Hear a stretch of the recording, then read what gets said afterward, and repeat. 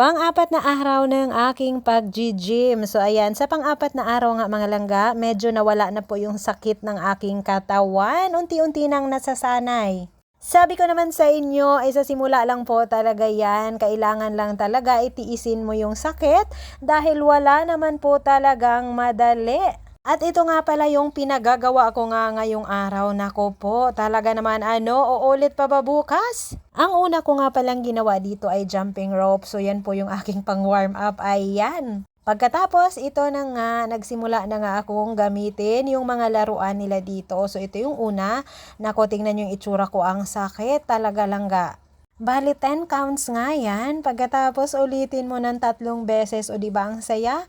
Yung pinapakita ko nga sa inyo ngayon, pangatlong beses ko na nga inulit. Kaya tingnan nyo yung itsura ko. Grabe po talaga, nahihirapan po talaga ako ng bongga. Pero syempre walang susuko. Next naman ay ito. So 10 counts, bali 3 style. 3 style talaga. So ayun, yung una is nakabuka yung paa. Pangalawa naman nakadikit. Tapos meron pa yung pangatlo langga. So 10 counts po yan. At uulitin mo siya ng 3 beses, kaya medyo masakit po talaga siya sa legs. Pero syempre, tulad nga ng sinasabi ko sa inyo, ay ambisyosa tayo, kaya kakayanin.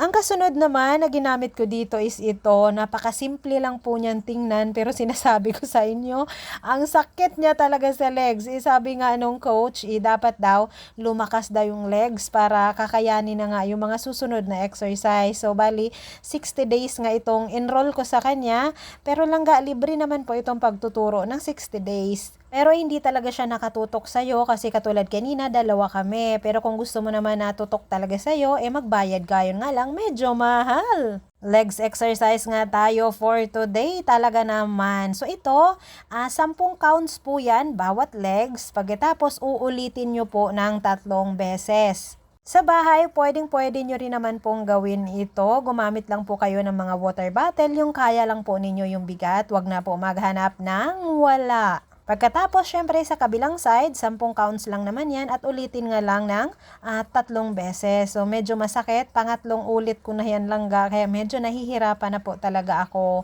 At ako pa ay naka-fasting, o tingnan nyo, wala pa po akong kain yan. Kaya medyo mahirap-hirap po talaga, pero syempre, kung may goal ka talaga sa buhay, makakaya mo rin naman. Ito ang saya talaga naman. Ang pinabuhat sa akin 15 kilos. Sabi ko talaga sa coach, kaya ko ba talaga yung 15 kilos na yan? Sabi niya, kayang-kaya ko na daw. So ayun, tinry ko lang ang bigat talaga. Pero kaya naman in fairness. So ito, bali 15 counts po ito times 3. So lahat po talaga ng mga exercise dito is 3 beses mo nga uulitin. Noon kasi nung nag-exercise nga ako sa bahay, hindi ko na inuulit yung mga exercise. Pero dito pala, pag nag-gym ka, uulit-ulitin mo pala. Naku, ang saya! Kung gagawin nga ninyo yan sa bahay, pwedeng-pwede naman po kayong gumamit ng mga water bottle or kahit wala, pwedeng-pwede na. Unti-untiin lang.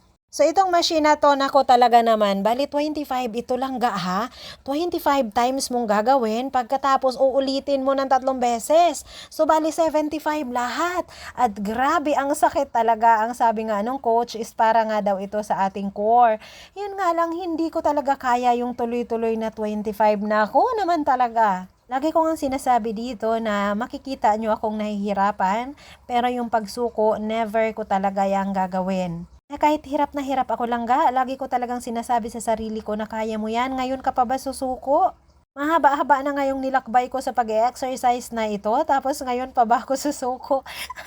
So ayun talaga lagi kong iniisip na kaya mo yan, ganyan. So ano lang talaga laban. Kasi wala naman talagang madali 'di ba? Ginusto ko rin naman 'to. Ang gusto ko talaga dito is magka-abs nga. Alam niyo naman.